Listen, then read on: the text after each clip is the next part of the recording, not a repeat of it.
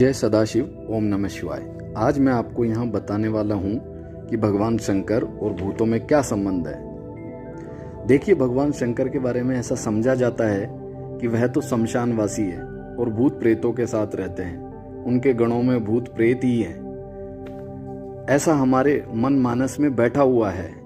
देखिए, यह बिल्कुल गलत धारणा है और इसी को दूर करने के लिए जो वेदों और पुराणों में भगवान शंकर के बारे में कहा गया है या जो उनकी महिमा गाई गई है और जो मैंने अपने अनुभव और भगवान शंकर की कृपा से जाना है, उसे ही मैं आपको विस्तार से बताने वाला हूं। तो अंत तक हमारे साथ बने रहें। भगवान शंकर के जो सहस्त्रों नाम हैं, उनमें से मैं कुछ शब्द आपके लिए लाया हूं जिनमें भूत शब्द का उल्लेख हुआ है। वो शब्द हैं, देखिए, वो 6 शब्द हैं। भूत भावन, भूतात्मने, भूतकृत, आदि भूताय, चराचरात्मने, भूतचारी, भूतनाथ। तो विस्तार से जानते हैं, आइए, कि इन शब्दों का सही अर्थ क्या है। पहला शब्द देखिए, भूत भावना है। इसका अर्थ क्या है? देखिए, भावना का अर्थ होता है उत्पन्न करने वाला, मतलब भूतों को जो उत्पन्न करने वाला है। पंच महाभूत 5 तरह के होते हैं। आकाश, जिसका गुण शब्द होता है। वायु, जिसका गुण शब्द और स्पर्श होता है। अग्नि, जिसके 3 गुण होते हैं, शब्द, स्पर्श और रूप। फिर जल आता है, जिसके 4 गुण होते हैं, शब्द, स्पर्श, रूप और रस। और पृथ्वी में जो जल के जो 4 गुण हैं, इनके अलावा 1 गुण और होता है, गंध। इस तरह पृथ्वी में कुल 5 गुण होते हैं। तो भगवान शंकर इन भूतों के अंदर और इनसे परे भी विराजमान है। इसीलिए हम बोलते हैं कि भगवान कण कण में समाहित हैं। भगवान शंकर अविनाशी तत्व हैं।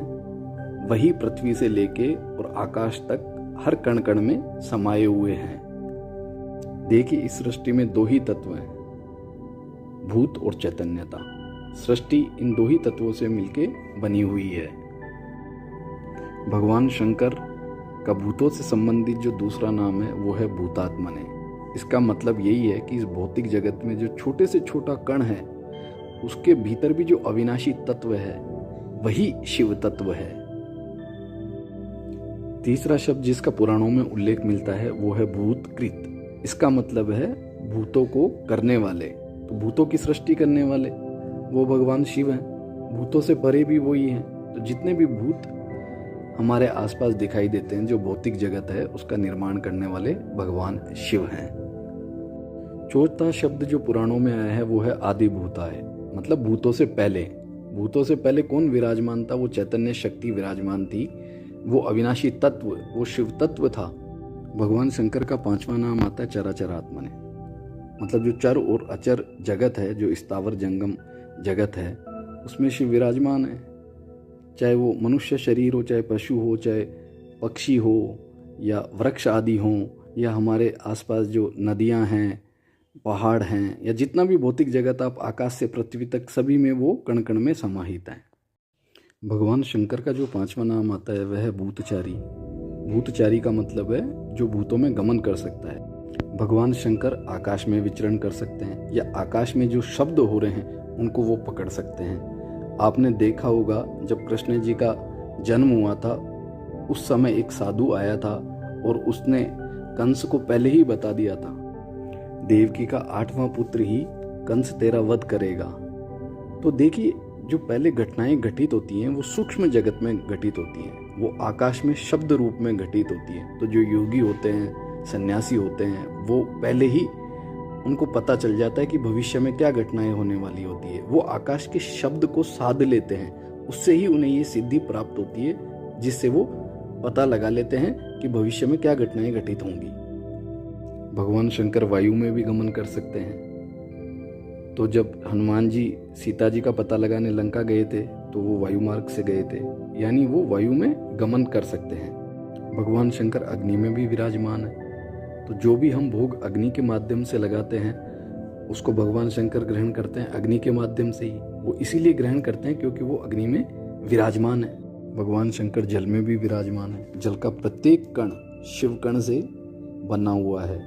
तो हम जो कुछ भी भगवान को जल के माध्यम से अर्पित करते हैं, समर्पित करते हैं, उसे भगवान पूर्ण ग्रहण कर लेते हैं, क्योंकि वो उसमें पहले से ही विराजित हैं।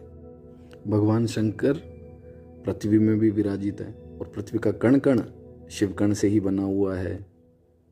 भगवान शंकर और भगवान शंकर के भक्त पृथ्वी में भी गमन कर सकते हैं, उसके भीतर तक जा सकते हैं। जब अहिरावण भगवान राम और लक्ष्मण जी को पाताल में ले जाते हैं तो हनुमान जी पृथ्वी के भीतर ही प्रवेश करके पाताल लोक तक पहुंचते हैं और भगवान राम और लक्ष्मण को मुक्त करा लेते हैं। भगवान शंकर का एक और नाम पुराणों में मिलता है, वह है भूतनाथ या भूतपति। इसका मतलब है भगवान शंकर का सभी भूतों में स्वामित्व है, वो उसके अंदर भी विराजमान है, वो उसको संचालित करने वाले भी हैं और वो उसको नियंत्रित करने वाले भी सर्वत्र व्यापक हैं। शिव भगवान विष्णु के भी ईश्वर हैं, इसीलिए उनका एक नाम विश्वम्भर ईश्वर भी है। मतलब वो भगवान विष्णु के भी पालक हैं, भगवान विष्णु को भी मार्गदर्शन देने वाले हैं। सिर्फ ये कहना कि भगवान शिव भूत प्रेत पिशाचों के साथ रहते हैं, ये सर्वथा ही गलत है। ये मूर्खता के अतिरिक्त कुछ भी नहीं है। ईश्वर तो सर्वत्र व्यापक है, इसलिए वो देवताओं के साथ भी रहते हैं, वो पिशाचों के साथ भी रहते हैं। वो जितने भी सृष्टि में तत्व हैं, चाहे सुर हो असुर हो, चाहे सात्विक योनि हो चाहे तामसिक योनि हो, वो तो सभी जगह विराजमान है। जब हम भक्ति को धारण करते हैं, योग को धारण करते हैं, तो हम भगवान की अनुभूति अपने भीतर और बाहर करने लगते हैं और भगवान को पाने लगते हैं। हमारे कई पौराणिक ग्रंथों में भूत प्रेत पिशाच बैताल कुष्मांड आदि योनियों के बारे में उल्लेख किया गया है। तो भूतों के विषय में तो हमने जान ही लिया है, भाई पंच महाभूतों के अतिरिक्त और कोई भूत होता ही नहीं है। तो आइए अब जान लेते हैं प्रेत क्या होता है। जब भी किसी की मृत्यु होती है तो उसकी आत्मा जिस शरीर को धारण कर लेती है उसे प्रेत कहते हैं। ये प्रेत का शरीर अंगुष्ठ की आकार का होता है।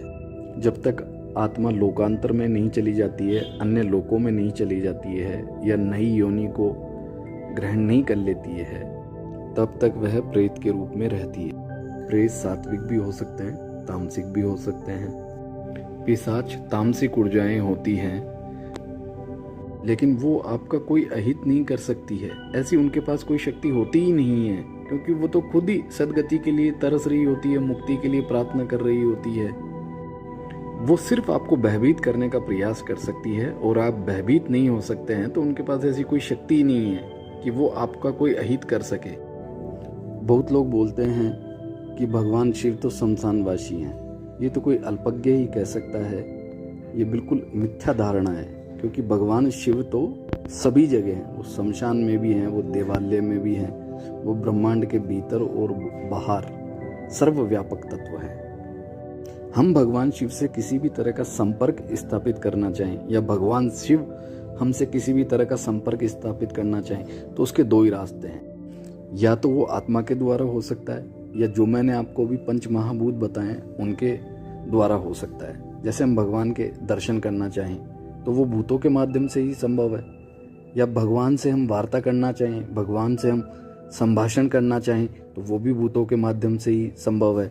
भगवान हमें शब्दों के द्वारा ही मार्गदर्शन देते हैं और हम शब्दों के द्वारा ही भगवान से प्रार्थना करते हैं, तो वो भी भूतों के माध्यम से ही संभव है। भगवान का हम स्पर्श करना चाहें या भगवान हमें स्पर्श करना चाहें, ये भी भूतों के द्वारा ही संभव है। भगवान को कुछ हम अर्पित और समर्पित करना चाहें, वो भी जल और अग्नि के माध्यम से ही संभव है, जो कि एक भूतों का ही हिस्सा है।